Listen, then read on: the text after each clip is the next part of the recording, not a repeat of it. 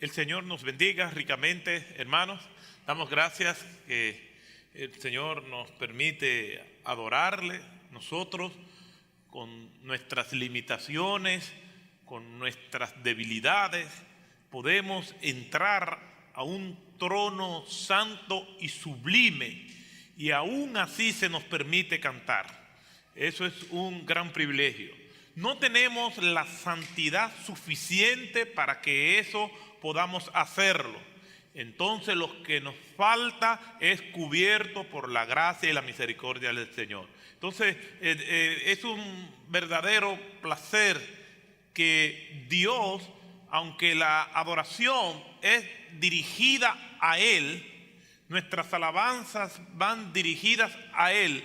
Él en su amor comparte su gozo y nos permite a nosotros también deleitarnos en eso. O sea que Dios es un Dios generoso, un Dios bondadoso. Vamos a estar viendo en este momento que el Señor me da la oportunidad de compartir su palabra, una de las oraciones más hermosas que nosotros podemos encontrar en las Sagradas Escrituras. La Biblia está repleta de oraciones y hay una diversidad de personas que oran. Oran los hombres, oran las mujeres. Hay oraciones en el Antiguo Testamento, hay oraciones en el Nuevo Testamento. Hay oraciones que están dirigidas a Dios, otras oraciones están dirigidas a ídolos, pero encontramos que la palabra de Dios está llena de oraciones. Una de las oraciones más hermosas y conocidas es el Padre Nuestro. Es una oración de nuestro Señor Jesucristo que nos sirve como modelo para nosotros poder dirigirnos al Padre. Sin embargo, la oración que vamos a estar viendo en estos momentos es una oración de despedida y se encuentra en el libro de Juan, en el capítulo 17. Y vamos a ver esa hermosa oración y vamos a ver algunos aspectos generales para después concentrarnos en una petición muy especial que Jesús hace al Padre por nosotros. Así que vamos a ir a Juan capítulo 17 y vamos a estar leyendo desde el versículo 1 en adelante. Juan capítulo 17, y al igual que ayer vamos a leer el capítulo completo. Y dice así la Escritura, la palabra del Señor, en Juan capítulo 17, y comenzamos a leer desde el versículo 1. Estas cosas habló Jesús y levantando los ojos al cielo dijo: Padre, la hora ha llegado. Glorifica a tu Hijo para que tú también te glorifique a ti, como le has dado potestad sobre toda carne, para que dé vida eterna a todos los que le diste. Y esta es la vida eterna, que te conozcan a ti, el único y verdadero Dios, y a Jesucristo, a quien has enviado. Yo te he glorificado en la tierra, he acabado la obra que me diste que hiciese. Ahora pues, Padre, glorifícame al lado tuyo, con aquella gloria que tuve contigo antes que el mundo fuese. He manifestado tu nombre a los hombres que del mundo me diste. Tuyos eran y me los diste, y han guardado tu palabra. Ahora han conocido que todas las cosas que me has dado proceden de ti, porque las palabras que me diste les he dado, y ellos las recibieron, y han conocido verdaderamente que salí de ti, y han creído que tú me enviaste. Yo ruego por ellos, no ruego por el mundo, sino por los que me diste, porque tuyos son, y todo lo mío es tuyo, y lo tuyo es mío, y he sido glorificado en ellos. Y ya no estoy en el mundo, mas estos están en el mundo, y yo voy a ti. Padre Santo, a los que me has dado, guárdalos en tu nombre para que sean uno, así como nosotros. Cuando estaba con ellos en el mundo, yo los guardaba en tu nombre. A los que me diste, yo los guardé, y ninguno de ellos se perdió, sino el hijo de perdición, para que la escritura se cumpliese. Pero ahora voy a ti, y hablo esto en el mundo, para que tengan mi gozo cumplido en sí mismos. Yo les he dado tu palabra, y el mundo los aborreció, porque no son del mundo, como tampoco yo soy del mundo. No ruego que los quites del mundo, sino que los guardes del mal. No son del mundo, como tampoco yo soy del mundo. Santifícalos en tu verdad. Tu palabra es verdad. Como tú me enviaste al mundo, así yo los envío al mundo. Y por ellos yo me santifico a mí mismo, para que también ellos sean santificados en la verdad. Mas no ruego solamente por esto, sino también por los que han de creer en mí por la palabra de ellos, para que todos sean uno, como tú, oh Padre, en mí y yo en ti, que también ellos sean uno en nosotros, para que el mundo crea que tú me enviaste. La gloria que me diste yo les he dado, para que sean uno, así como nosotros somos uno. Yo en ellos y tú en mí, para que sean perfectos en unidad, para que el mundo conozca que tú me enviaste y lo que has amado a ellos como también, y lo has amado a ellos como también a mí me has amado. Padre, aquellos que me has dado, quiero que donde yo estoy también ellos estén conmigo, para que vean mi gloria, que la que me has dado, porque me has amado desde antes de la fundación del mundo. Padre justo, el mundo no te ha conocido, pero yo te he conocido. Y estos han conocido que tú me enviaste. Y les he dado a conocer tu nombre, y yo lo daré a conocer aún, para que el amor con que me has amado esté en ellos y yo en ellos. Padre, gracias por tu palabra. Gracias porque tú nos hablas por medio de ella. Permíteme, Señor, a pesar de mis limitaciones, que tu palabra pueda ser expuesta con fidelidad y claridad, pueda ser entendida y pueda ser aplicada a nuestras vidas. En el nombre de Jesús. Amén. Esta oración es una oración de despedida. El Señor comienza este capítulo 17 del libro de Juan con una expresión que Juan retrata muy bien. Juan es muy selectivo en sus historias. Y Juan es uno de los evangelistas favoritos porque nos muestra a un Cristo con esa doble naturaleza más que ningún otro autor del Evangelio. Nos presenta a un Cristo que es un Dios encarnado, que es 100% Dios, y un Cristo en su humanidad. Es Juan que nos presenta y nos retrata esa humanidad de Cristo como ninguno de los evangelistas. Nos presenta a un Jesucristo cansado del camino, a un Jesucristo sediento, a un Jesucristo lloroso. Y nos presenta esas cualidades que nos animan a nosotros a saber que no tenemos un sumo sacerdote que no deja de compadecerse por cada una de nuestras necesidades, sino uno que fue tentado en todo, pero que nunca pecó.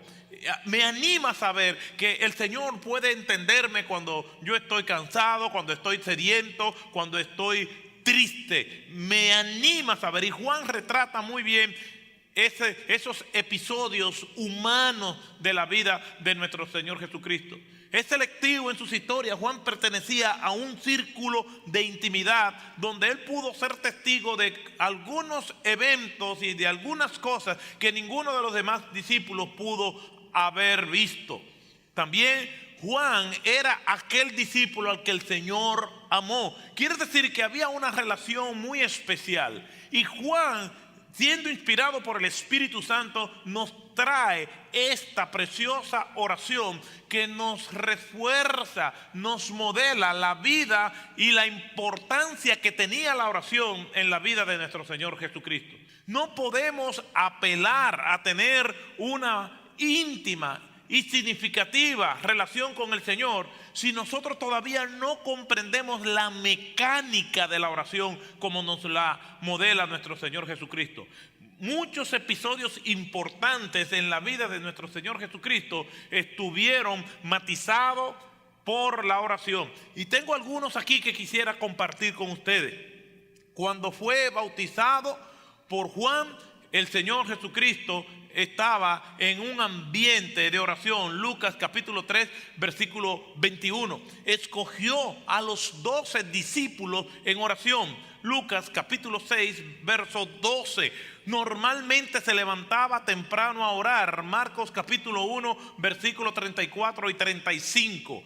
Oraba cuando preguntó a los discípulos sobre él. Lucas capítulo 9 versículo 18 al 20. Cuando se transfiguró había estado orando. Lucas capítulo 9 versículo 28 al 29. Dijo que hay situaciones que se enfrentan solamente con oración. Marcos capítulo 9 versículo 29. Dijo que el templo sería llamado casa de oración. Mateo 21 13. Intercede por sus discípulos cuando él viene a ser arrestado, y dice que había situaciones en la vida del creyente que solamente iban a ser enfrentadas como él quería, mediante la oración. La oración en la vida de nuestro Señor Jesucristo es sumamente relevante, y aquí en este capítulo 17 lo vemos otra vez.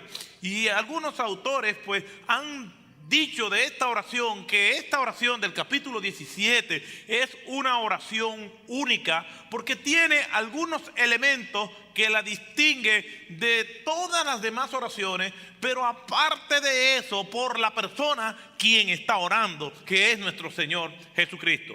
Y aquí vemos que entre estas cosas que caracterizan esta oración es que no hay confesión de pecado. Él no tiene nada que confesar, es 100% Dios, 100% santo. Simplemente se dirige al Padre en adoración, en alabanza, en contemplación absorta de su grandeza, y pasa a interceder, a hacer una serie de ruegos que nosotros vamos a ver más o menos con detalle. Quiere decir que en esta oración no hay confesión. Cuando un humano ora, siempre la confesión de los pecados está ahí. Es parte, dice la Escritura, cuando el Señor nos enseña la oración modelo en Mateo capítulo 6, nos dice: y Padre, perdona nuestros pecados así como nosotros perdonamos a nuestros deudores. Quiere decir que nosotros tenemos que hacer confesión de pecado, pero aquí en esta oración no hay oración, no hay confesión de pecado. El Señor Jesucristo también nos presenta en esta oración lo que algunos autores han llamado los 3 movimientos de la oración. En este capítulo 17 se pueden notar muy claramente. Desde el versículo 1 hasta el versículo 5, Jesús intercede por sí mismo. Desde el versículo 6 en adelante hasta el versículo 19, Él intercede por sus discípulos. Y desde el versículo 20 hasta el versículo 26, el Señor intercede por los discípulos futuros que Él iba a tener. Quiere decir que estaba incluyéndonos a nosotros, su iglesia, en esta oración. Y en cada una de estas secciones, el Señor hace peticiones, hace rogativas muy puntuales, muy específicas. Esta oración del Señor nos incluye también a nosotros. Aquí, cuando nosotros vemos que el Señor comienza a orar por sus discípulos, ora en el versículo 11 para que sean guardados por el Señor. En el versículo 11 también ora para que ellos sean uno. En el versículo 13 dice para que ellos tengan un gozo total. En el versículo 15 para que sean librados del maligno. Y los versículos 17 al 19 para que ellos puedan vivir una vida de santidad, para que los santifique la verdad. Quiere decir que ahí está claramente bosquejado lo que es las 3 secciones de este capítulo 17. Versículo del 1 al 5, Jesús ora e intercede por sí mismo. Versículos del 6 al 19, intercede por sus discípulos. Y los versículos del 20 al 26, ora por los discípulos futuros o por la iglesia. Y Jesús, en esa oración que hace por sus discípulos, hace una petición extraordinaria, que es el texto que nosotros vamos a estar desarrollando y que es parte de ese versículo 17. Jesús le pide al Señor, al Padre, que santifique a sus discípulos, introduciendo una vez más el tema de la santidad y la relación que tiene con la verdad. En este pasaje nosotros encontramos dos términos que nosotros vamos a estar explicando. Uno es la santificación y el otro término es la verdad.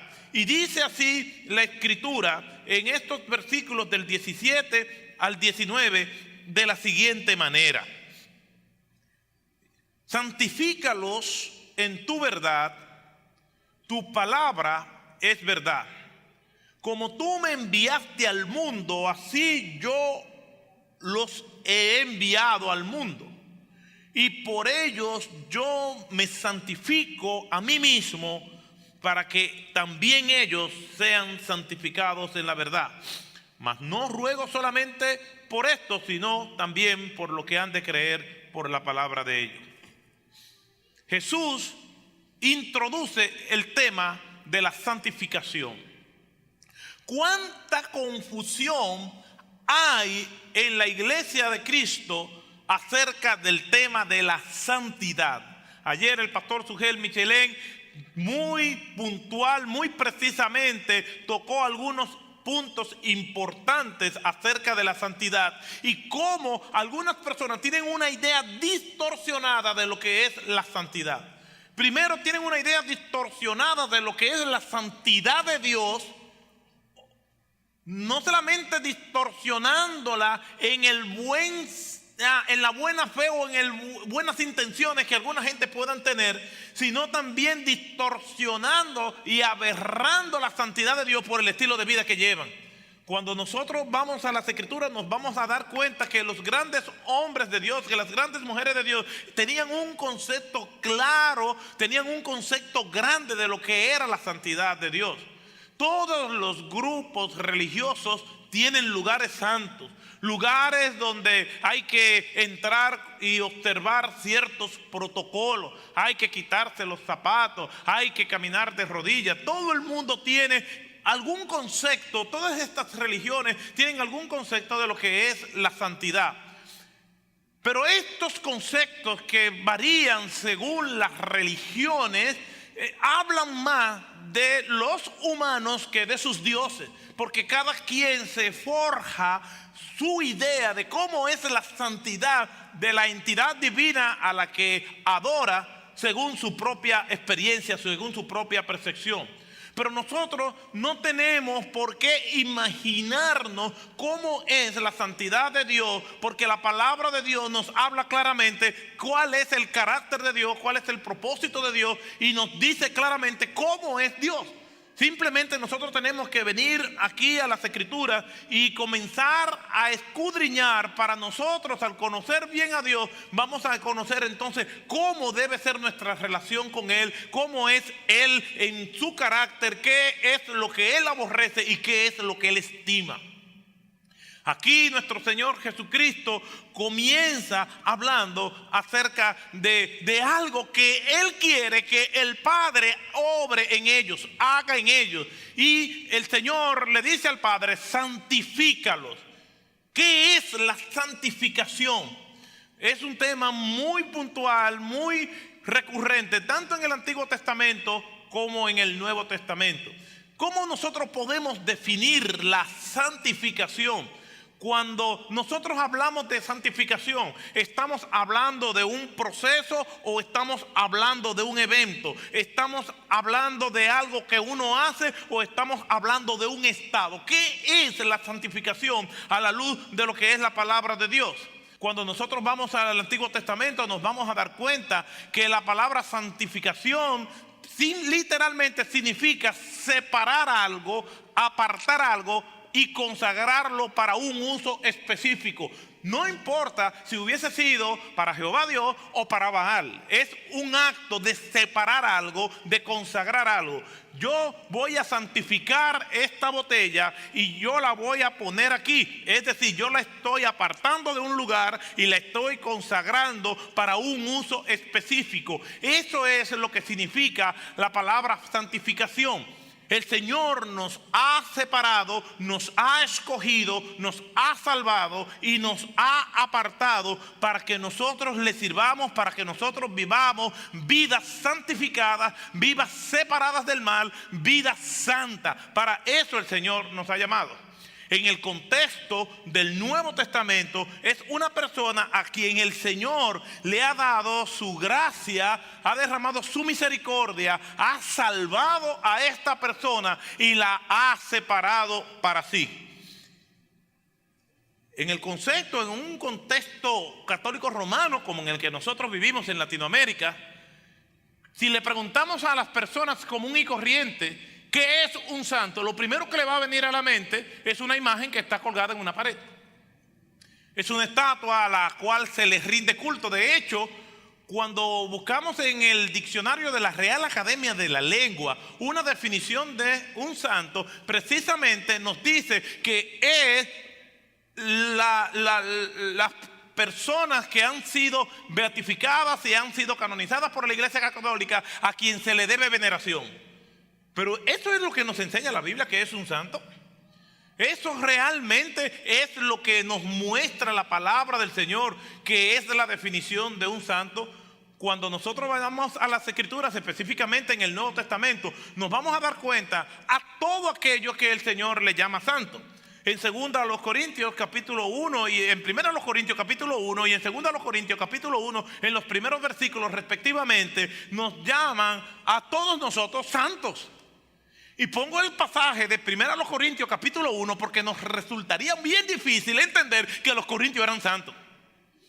Si había una iglesia problemática, una iglesia que estaba plagada de pecados, una iglesia que estaba llena de contradicciones, de problemas entre ellos mismos, una iglesia que si me hubiesen llamado a pastorear en ella, yo digo no, muchas gracias.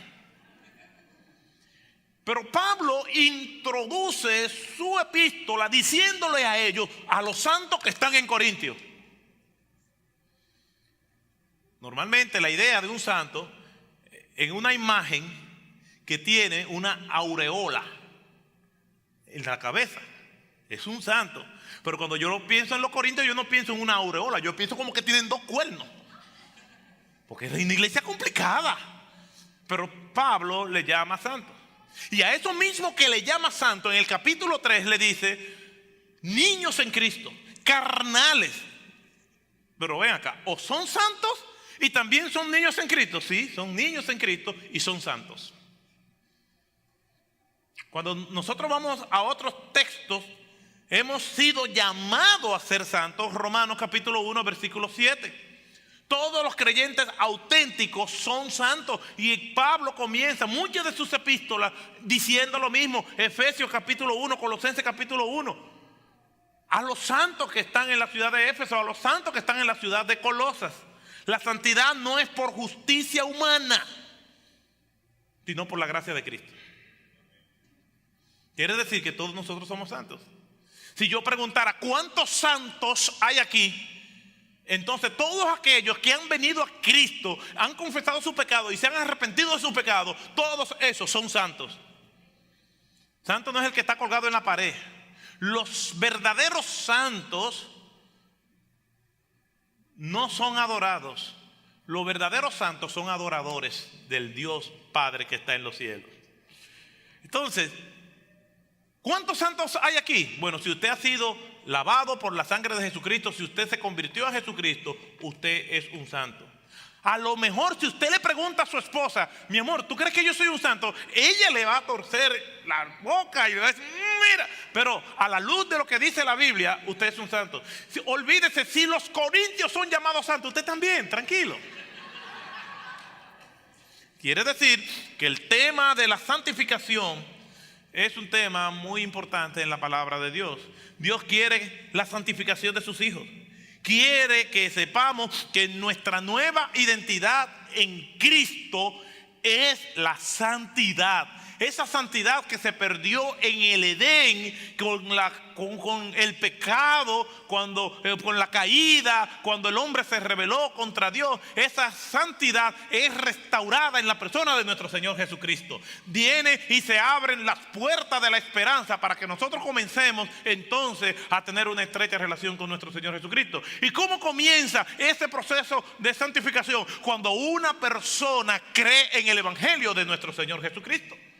Aquel que no tiene a Cristo no es un santo, es un impío, es un perverso, es una persona caída, es un hombre natural que no entiende nada de lo que es la revelación para salvación de la Escritura, porque el hombre natural no percibe las cosas que son del Espíritu de Dios, porque para él son locura y no las puede entender. Hay una condición en el hombre caído, no regenerado, que le impide entender y asimilar las cosas del Señor. Y que no le interesa. Si aquí hay alguna persona que todavía no le ha entregado su vida a Jesucristo, déjame decirle que usted no está aquí ni siquiera por curiosidad. Usted no está aquí porque no tenía nada que hacer. Usted no está aquí porque alguien simplemente le invitó y usted accedió. Usted está aquí porque el Dios Santo lo trajo a este lugar. Usted está aquí para que Dios, para que usted conozca el propósito de Dios. Y déjeme decirle, y si usted está entendiendo lo que se está diciendo aquí, es porque Dios tiene propósito para su vida, porque nadie puede entender el Evangelio a menos que Dios le haga entender. Así que hay buenas noticias para usted. Simplemente dígale: Señor, yo quiero entender más, yo quiero agradarte.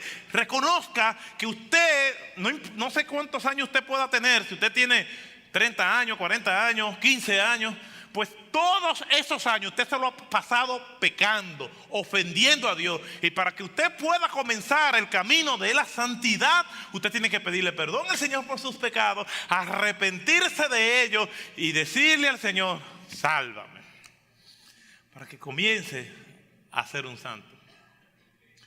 La santidad es un tema importante. Sin embargo, Jesús nos presenta una manera descomplicada de lo que es la santidad, donde el mérito recae en lo que Dios puede hacer para hacernos santos y no en el esfuerzo humano para nosotros ser santos.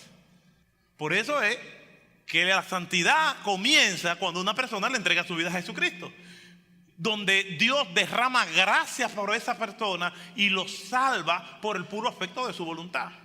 Pero a partir de ahí, el esfuerzo humano para ser santo es una combinación también de la gracia de Dios, porque no hay esfuerzo humano si Dios no derrama gracia en el individuo para llevar a tener una vida santa.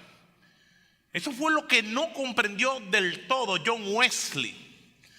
John Wesley, que fue un gran predicador del siglo XVIII, un hombre de Dios con algunas distorsiones. Spurgeon decía de Wesley: Wesley salvó a Inglaterra con el gran avivamiento. Y es verdad, pero Wesley tenía algunas cosas que tenía que afinar. Y una de las cosas que John Wesley enseñaba era que era posible en este mundo nosotros llegar a la santidad total, a tal punto de que nosotros no llegásemos a pecar. Miren lo que Wesley dijo con relación a esto, y lo cito: desde el momento de nuestro nacer de nuevo, la gradual obra de santificación toma lugar. Eso es verdad. Somos capacitados por el Espíritu Santo a mortificar los deseos del cuerpo. Romanos capítulo 8, versículo 11 y versículo 13. También eso es verdad. Y de nuestra mala naturaleza somos librados. No sé si 100% eso es verdad, porque nuestra vieja naturaleza no va a morir nunca. Nosotros tomamos nuestra cruz cada día y mortificamos la carne, pero esa vieja naturaleza está ahí. Y nosotros vamos a tener victoria sobre el pecado en la medida en que nosotros vayamos alimentando una de las dos naturalezas que nosotros tenemos. Y sigue diciendo Wesley: vamos de gracia en gracia mientras somos cuidadosos de abstenernos de toda apariencia de mal y somos celosos de buenas obras. Y según tengamos oportunidad, haciendo el bien a todos los hombres mientras caminamos en todas sus ordenanzas, sin mancha, adorándole en espíritu y en verdad. Mientras tomamos nuestra cruz y nos negamos a nosotros mismos todo placer que nos conduzca, nos negamos a nosotros mismos y a todo placer que no nos conduzca a Dios. Es así que caminamos hacia la entera santificación, para plena salvación de nuestros pecados, para plena victoria sobre el orgullo, el amor propio, la ira, o como el apóstol lo expresa, vamos hacia la perfección. Solamente a través de esa entera santificación es que nosotros obtendremos salvación. Ahí está el problema de Wesley. Wesley no ve la santificación y la plena santificación y la perfección de la vida cristiana yendo a una perfección santa, de santidad, como algo progresivo solamente, sino como un medio de salvación. Lo que quiere decir que la salvación al final viene recayendo en el individuo, viene recayendo en su esfuerzo humano, y no hay esfuerzo humano que nos lleve a nosotros a ser merecedores de la gracia de Dios. Por eso dice el apóstol Pablo en Efesios capítulo 2 versículos 8 y 9: por gracia soy salvo. Nosotros no vamos a practicar la santidad para tener la salvación. Nosotros vamos a practicar la santidad, vamos a mortificar la carne para nosotros agradar a nuestro Dios, no para ser salvos. La vida de santidad no es un medio para obtener la salvación. El problema del ser humano se resolvió en la cruz del Calvario cuando Cristo murió por su pueblo. Y todo aquel que creyó en Cristo Jesús es salvo, total y definitivamente. Entonces la santidad, como Wesley la presenta, no es una alternativa. ¿Cómo o qué alternativa nos da la Biblia para que nosotros podamos ser santificados permanentemente? Esa es la oración que Jesucristo hace. Santifícalos en tu verdad, tu palabra es verdad. ¿Cómo nosotros vamos a vivir una vida de santificación, de progreso en nuestra relación con Dios? Viviendo la palabra del Señor. La santificación viene solamente cuando nosotros vivimos en la verdad. Y aquí en este término, la verdad, la comunidad de los eruditos está dividida. Algunos dicen que debe decir por medio de la verdad, otros dicen en el medio de la verdad. Lo cierto es que cuando nosotros hablamos de santificación, ambas posiciones apuntan a un estilo de vida, no a algo que nosotros hacemos. Por ejemplo, cuando nosotros vemos a los monjes nepaleses, ellos practican la santidad y aislándose del mundo y en meditación. La vida de santidad implica meditación, porque nos dice en el Salmo 1: bienaventurado el varón que no anduvo en consejo de malos, ni estuvo en camino de pecadores, ni en silla de escarnecedores se ha sentado, sino que en la ley de Jehová está su delicia, y en su ley medita de día y de noche. La vida cristiana pues es una vida también de contemplación, de nosotros meditar. Pero más que eso, la práctica de la santidad, la santificación, el vivir para el Señor es un estilo de vida. Cuando nosotros estamos conduciendo en el tránsito salvaje, en la hora pico, cuando nosotros estamos frente a una persona que hemos contratado y nos ha engañado, cuando hay tensión en las relaciones padre e hijo, esposo o esposa, ahí todavía también tenemos que nosotros vivir en ese proceso de santificación.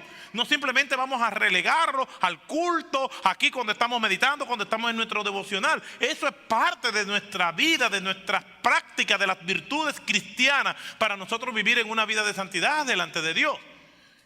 Pero aquí la palabra del Señor nos enseña cómo nosotros vamos a vivir en esa santidad. Basado en algunas opiniones de algunos expertos, ellos dicen que basado, por ejemplo, un autor dice, Leon Morris, que basado en el capítulo 3, versículo 21, donde se refiere que el que hace la verdad entiende que el proceso de la santificación se logra a medida que uno hace la verdad. Otro autor dice que la verdad se refiere a toda revelación cristiana, el nuevo medio ambiente en que los creyentes son colocados para su santificación, como una flor silvestre y enferma es fortalecida y transformada para ser trasplantada en un jardín. Y otro autor dice que es una oración para que sean guardados en la verdad que han recibido. Me parece a mí, y estoy más cercano de Leon Morris, donde nos dice que donde se refiere a hacer la verdad, entiende que el proceso de santificación se logra a medida que uno hace la verdad y vive la verdad. La verdad es un estilo de vida y la verdad es representada por la palabra de Dios, por sus enseñanzas, por lo que el Señor nos dice que nosotros debemos de hacer, como el Señor nos dice que nosotros debemos de vivir. Cuando nosotros nos vamos al libro de Juan, capítulo 3, versículo 21, me llama la atención cómo lo presenta. Juan, capítulo 3, versículo 21. Pero el que practique la verdad viene a la luz para que sus acciones sean manifestadas, que han sido hechas por Dios. Es la práctica de la verdad, la práctica de los principios que hay en la palabra de Dios, lo que nos lleva a nosotros verdaderamente a decir que estamos en el camino de la santificación. Yo tengo 22 años en el ministerio y me he relacionado con todo tipo de cristianos, con muchos tipos de cristianos. Me he relacionado con creyentes que son muy fogosos, que son muy expresivos, que hablan mucho de temas de santidad, pero cuando tú lo tratas o cuando tú lo ves en su día a día, su estilo de vida dicta mucho del discurso que ellos dan. Una vez, estando en una iglesia en Madrid, una iglesia de gitanos, las iglesias de gitanos en España le dicen iglesias Filadelfia, y en el área del altar pues había un grupo de sillas donde ahí se sienta el patriarca, que era miembro de la iglesia, una iglesia como de 500 personas con cultos de lunes a domingo, todos los días. Y se llena. Y una alabanza muy fogosa. Tenía un letrero al frente que decía santidad a Jehová. Y allí estábamos todos. Y pues me tocó predicar allí. La iglesia estaba repleta. Al final los hermanos fueron a saludarme y cada uno de ellos me estaba ofreciendo, mire, yo tengo este negocio, vaya por allí, y ofreciéndome muchísimas cosas. Unos hermanos muy calurosos, Dios les bendiga, se sintió la presencia del Señor. Otros me decían, mire cómo me pongo, verdaderamente aquí hay santidad, Jehová, y un celo, todos ellos. Cuando termina de saludar a los hermanos, que voy con el pastor español amigo, yo le decía, oye, pero esos hermanos si son cariñosos, esos hermanos si son amables, óyeme, esos hermanos tienen un celo por las cosas del Señor, pero yo veo que él no me responde. Y yo sigo hablando, óyeme, esos hermanos si son cariñosos, esos hermanos, óyeme, y parece que aman tanto a Dios y cómo el Señor ha transformado sus vidas. Y él callado, hasta que yo noté, aquí hay algo. Digo, oye, ¿tú tienes algo? No tengo nada. ¿No te gustó el servicio? Sí, pero esos hermanos son tremendos. Te estoy diciendo que hasta Se ven que son gente que están buscando de Dios. No es así. Y él me dijo, sí, son tremendos hermanos, pero no haga negocio con ellos.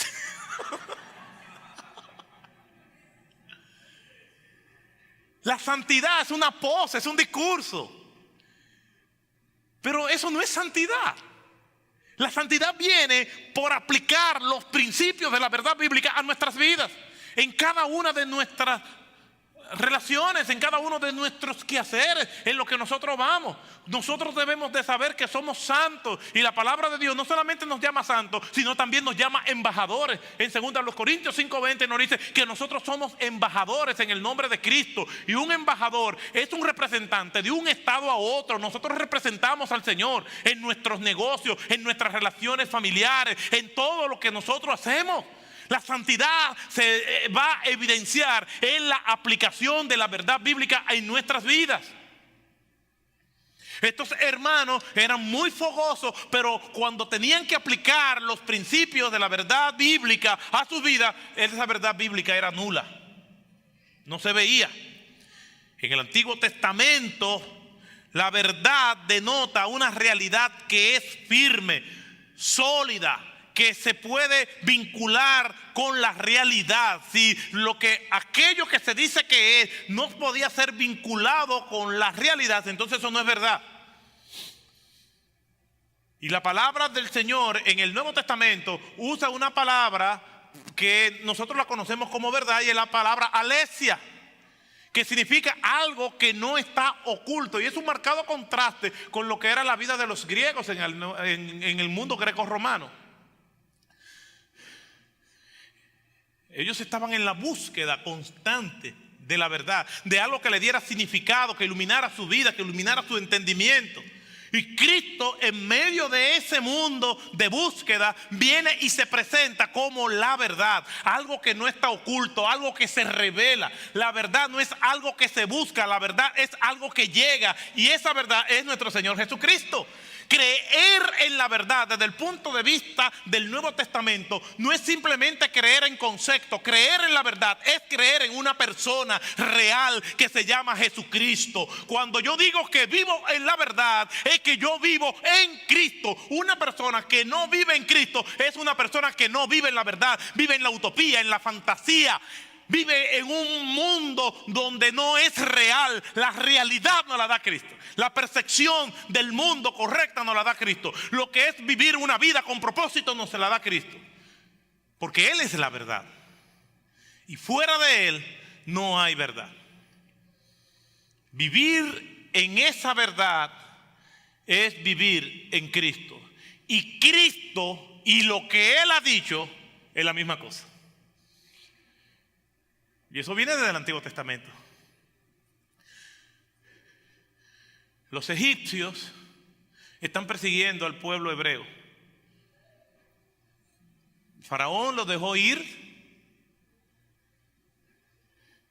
y ellos salieron. Pero después Faraón decidió perseguirlos. La mano de obra gratis para seguir sosteniendo la economía egipcia ya no estaba. Y comenzaron a perseguir a los judíos. Llegó un punto donde el ejército de Faraón está detrás y al frente está el Mar Rojo. Y los hijos de Israel van donde Moisés y comienzan a quejarse llenos de pavor. Y Moisés entonces viene y acude delante de Jehová y habla con Jehová. Y Dios le dice lo siguiente: dile al pueblo que digo yo soy, que marche. Y Moisés le dice al pueblo: yo soy, dijo que marche. Lo que Dios estaba diciendo por medio de Moisés, lo que es la palabra de Dios, no puede ser desvinculada de lo que es Dios. Yo no puedo desvincular a Cristo de lo que Él ha dicho. Hay una perfecta armonía. Cristo fue el que en el capítulo 14, versículo 6, ya había dicho: yo soy el camino, soy la verdad y soy la vida. y ahora está diciendo, santifícalos en tu verdad, tu palabra es verdad. Yo recuerdo que en trigonometría, que en los días que yo estudié, yo le llamaba trigo no me entra, porque nunca fui bueno para las matemáticas, mi inclinación siempre fueron las humanidades, y hubo una fórmula que yo me aprendí, que se llama carácter transitivo, y a veces yo digo, no, porque en el carácter transitivo de trigonometría la gente me ve como, pero fue lo único que me aprendí. Si A es igual a B y B es igual a C, C y A son iguales.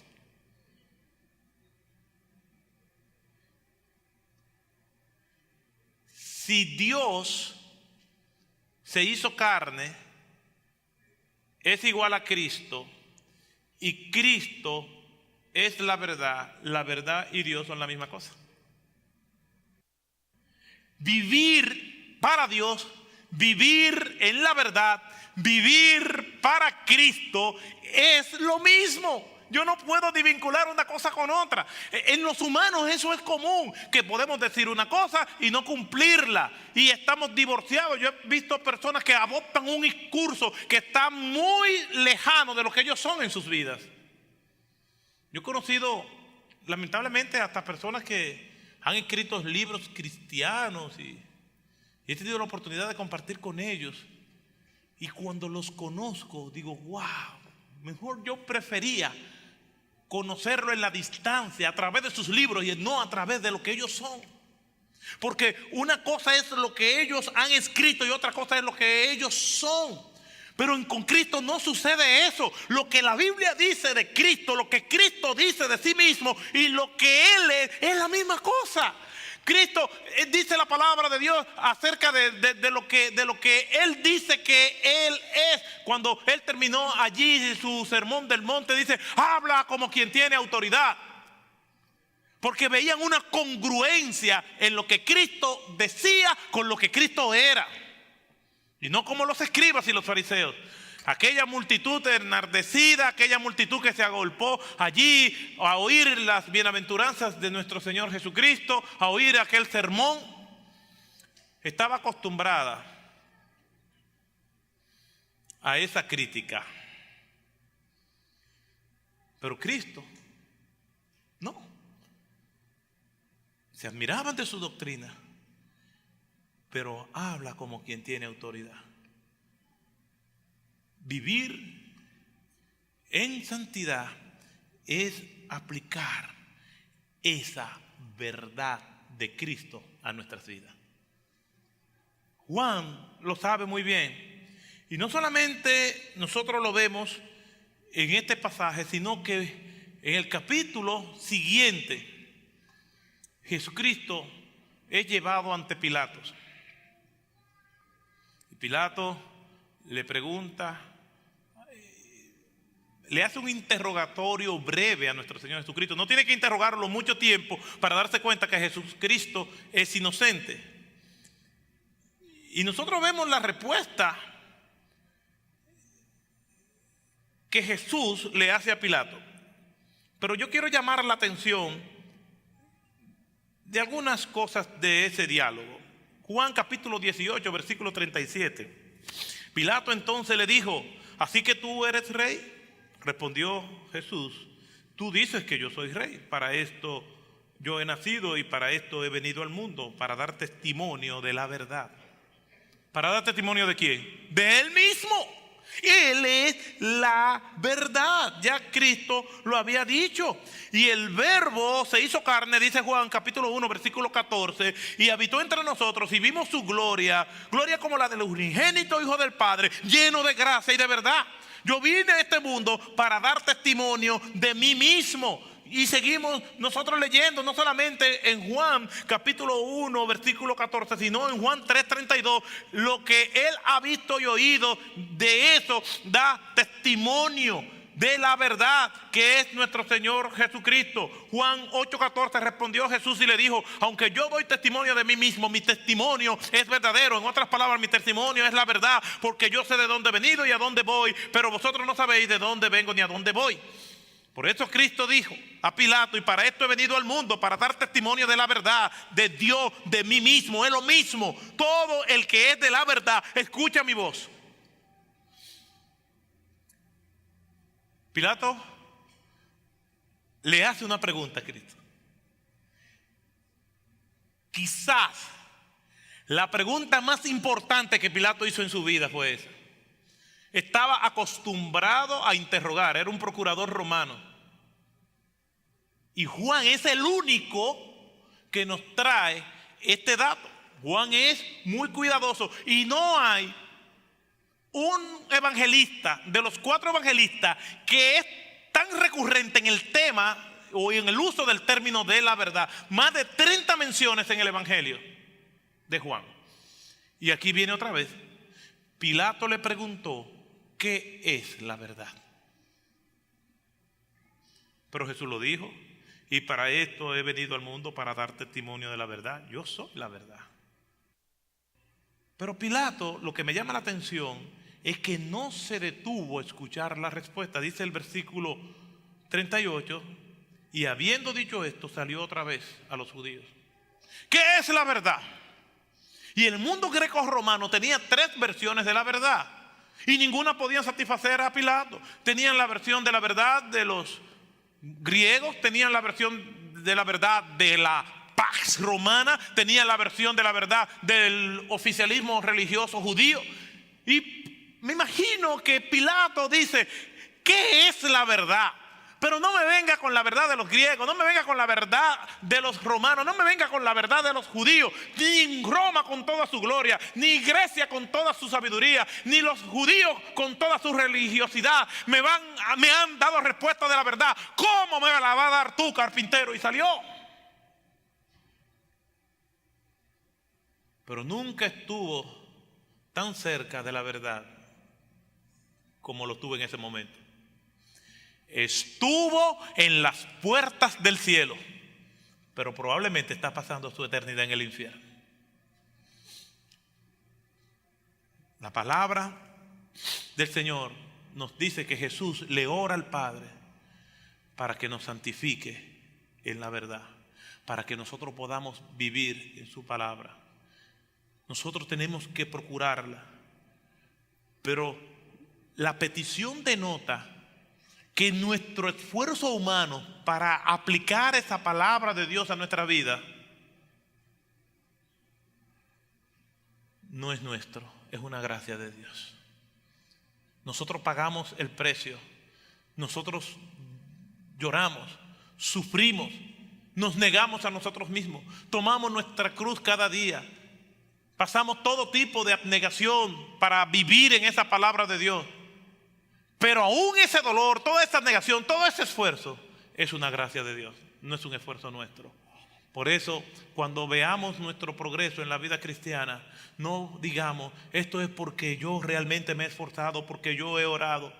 No, esto es, como dijo Nehemías: según la benéfica mano del Señor ha sido conmigo. Hace tiempo, las sociedades bíblicas sacaron una edición de un Nuevo Testamento, y la introducción que hacían de ese Nuevo Testamento, un escrito maravilloso que siempre lo recuerdo y quiero terminar leyéndolo. Dice así: la palabra de Dios contiene la mente de Dios, el estado del hombre, el camino de la salvación, la condenación de los pecadores y la felicidad de los creyentes. Sus doctrinas son santas, sus preceptos son justos, sus historias son verdaderas y sus decisiones son inmutables. Léela para ser sabio, créela para ser salvo y practícala para ser santo. Contiene luz para guiarte, alimento para sostenerte y consuelo para alentarte. Es el mapa del viajero, el bastón del peregrino, la brújula del piloto, la espada del soldado y el itinerario del cristiano. Aquí se restablece el paraíso, el cielo se abre y las puertas del infierno son descubiertas. Cristo es tu gran tema, nuestro bien, el diseño y la gloria de Dios, su finalidad. Debe llenar la memoria, gobernar el corazón y guiar los pies. Léela lentamente, frecuentemente y en oración. Es una mina de riquezas, un paraíso de gloria y un río de placer. Es dada a usted en la vida, será abierta en el juicio y será recordada para siempre. Se trata de la más alta responsabilidad. Recompensará la labor más grande y condenará a todos los que ignoraron su contenido sagrado.